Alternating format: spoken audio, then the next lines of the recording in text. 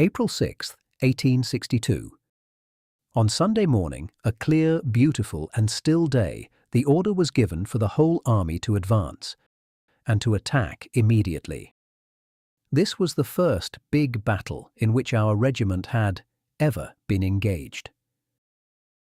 I had heard and read of battlefields, seen pictures of battlefields, of horses and men, of cannon and wagons, all jumbled together while the ground was strewn with dead and dying and wounded, so that I never realized the pomp and circumstance of the thing called glorious war until I saw this.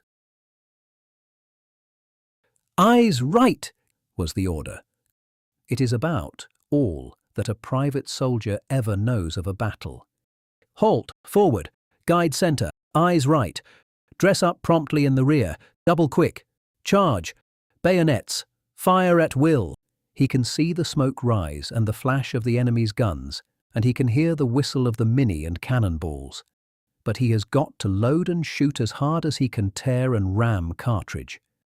The fire opened. The air was full of balls and deadly missiles.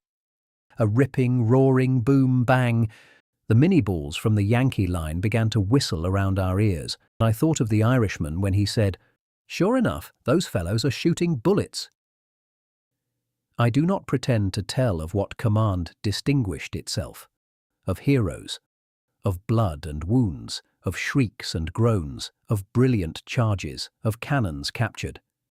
I remember a man by the name of Smith stepping deliberately out of the ranks and shooting his finger off to keep out of the fight, of another poor fellow who was accidentally shot and killed by the discharge of another person's gun. Down would drop first one fellow and then another, either killed or wounded. The litter corps was carrying off the dying and wounded.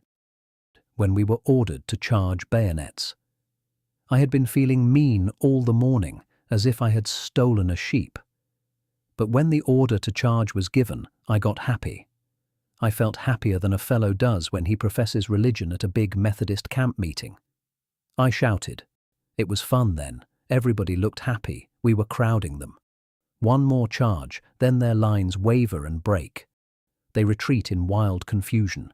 We were jubilant. We were triumphant. Officers could not curb the men to keep in line. Discharge after discharge was poured into the retreating line.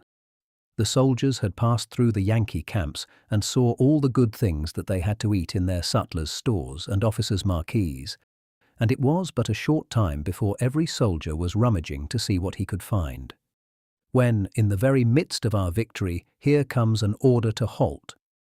The victory was complete, but the word halt turned victory into defeat. What? Halt after today's victory?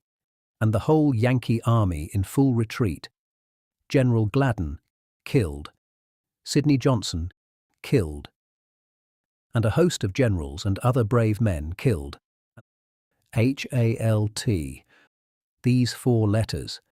Oh, how harsh they did break upon our ears.